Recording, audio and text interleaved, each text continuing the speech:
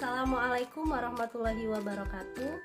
Saya Dela Rahmania dengan NIM 19591033 dari Prodi PGMI 6B. Baiklah, di sini saya dari kelompok 1 yang akan berpresentasi pada hari ini. Oke, langsung saja.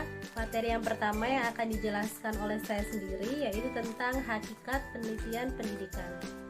Yang pertama, pengertian penelitian pendidikan. Pada hakikatnya, penelitian merupakan suatu usaha untuk menemukan, mengembangkan, dan menguji kebenaran suatu pengetahuan dengan menggunakan metode-metode ilmiah. Kemudian, penelitian adalah investasi yang sistematis, terkontrol, empiris, dan kritis. Nah, penelitian juga merupakan refleksi dari keinginan untuk mengetahui sesuatu berupa fakta-fakta atau fenomena alam. Nah, untuk lebih jelasnya pemahaman tentang itu sendiri, ada beberapa ciri suatu kerja penelitian.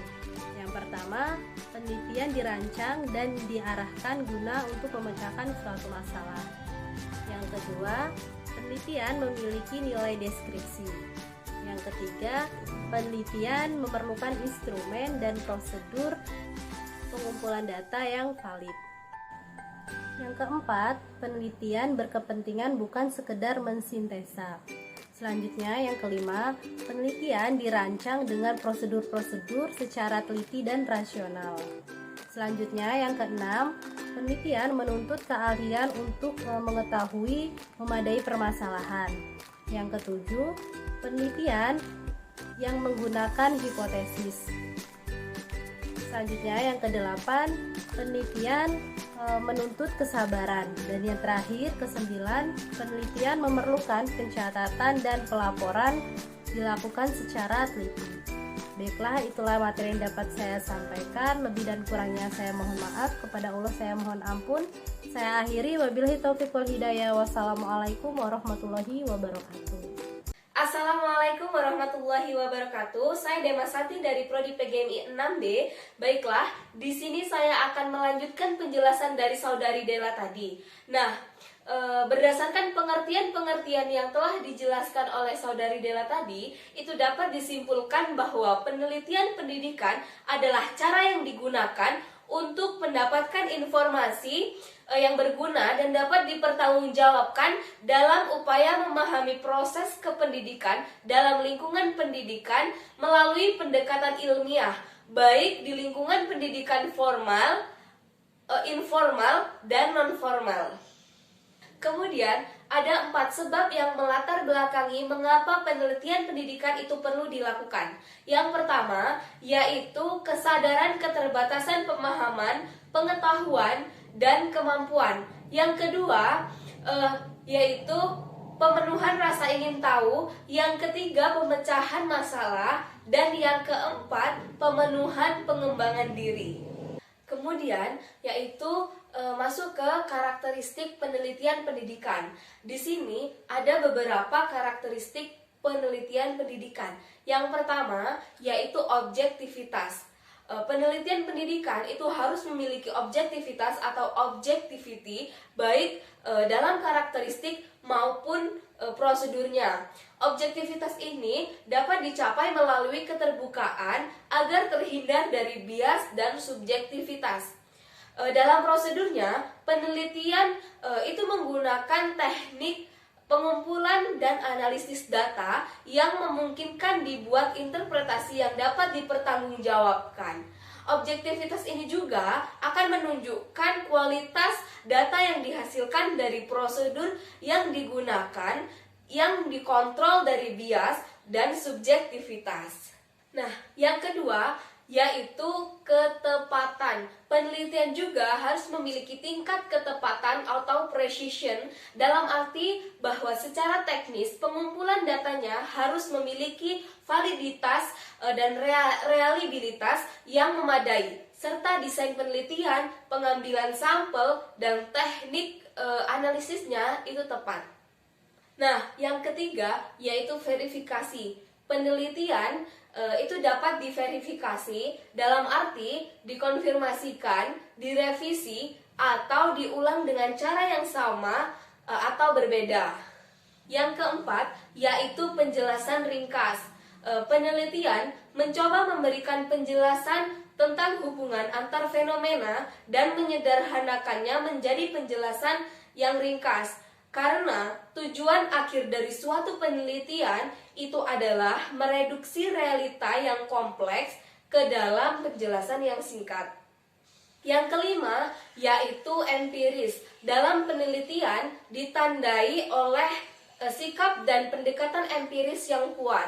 Secara umum, empiris dapat diartikan sebagai pengalaman praktis. Dalam penelitian, empiris didasarkan atas kenyataan-kenyataan yang diperoleh dengan menggunakan metode penelitian yang sistematik, bukan berdasarkan pendapat atau kekuasaan. Yang keenam, yaitu penalaran logis. Semua kegiatan penelitian itu menuntut penalaran logis. Penalaran merupakan proses berpikir menggunakan prinsip-prinsip logika deduktif dan induktif. Penalaran deduktif itu adalah penarikan kesimpulan dari umum ke khusus. Sedangkan penalaran induktif itu adalah penarikan kesimpulan berdasarkan hasil sejumlah pengamatan dari kasus-kasus, kemudian peneliti menarik kesimpulan yang bersifat umum. Kesimpulan itu pun dibatasi oleh jumlah dan karakteristik dari kasus yang diamati. Baik, itulah tadi penjelasan dari saya. Jika ada kekurangan dan kesalahan, saya mohon maaf. Kepada Allah saya mohon ampun. Saya akhiri. Wassalamualaikum warahmatullahi wabarakatuh. Assalamualaikum warahmatullahi wabarakatuh. Perkenalkan, nama saya Dena Agustina, NIM 19591035. Baiklah, di sini saya akan menjelaskan materi saya, yaitu B. Pengertian dari penelitian pendidikan. Pengertian penelitian menurut Muhammad Ali, penelitian adalah suatu cara untuk memahami suatu melalui penyelidik atau melalui usaha mencari bukti-bukti yang muncul sehubungan dengan masalah itu, yang dilakukan secara hati-hati sekali sehingga diperlukan pemecahannya. Tujuan ialah menemukan prinsip-prinsip umum atau penafsiran tingkat laku yang dapat dipakai untuk menerapkan, meramalkan, dan mengendalikan kejadian-kejadian dalam lingkungan pendidik. Yang A. Arifin. Penelitian pendidikan merupakan penelitian yang memiliki karakteristik sebagai berikut, yaitu dapat memecahkan masalah praktis pendidikan, memiliki tujuan dan manfaat yang jelas serta tepat dan sasaran, dilakukan dengan sengaja, hati-hati, cermat, dan teliti, dapat diuji kebenarannya, dapat diulang oleh penelitian lain, memiliki ketepatan dan keyakinan jika dihubungkan dengan populasi dan sampel objektif dan rasional, berlaku secara efisien, konsisten, baik antara perencanaan maupun antara hasil penelitian dan tujuan penelitian. Furqan merupakan penelitian pendidikan, cara yang digunakan orang untuk mendapatkan informasi yang berguna, dapat dipertanggungjawabkan mengenai proses pendidikan yang menggunakan metode penyelidikan sesuai dengan prosedur dasar dan konsekuensi ilmu yang berlaku. Yang ke-C, asmani. Penelitian pendidikan yang suatu proses atau kegiatan yang dilakukan secara sistematis, logis, dan terencana untuk mengumpulkan, mengolah, menganalisis, dan menyimpulkan data dengan menggunakan metode tertentu untuk mencari jawaban atas permasalahan yang timbul di bidang pendidik. Baiklah, saya Deni Riani akan melanjutkan menjelaskan makalah kelompok kami.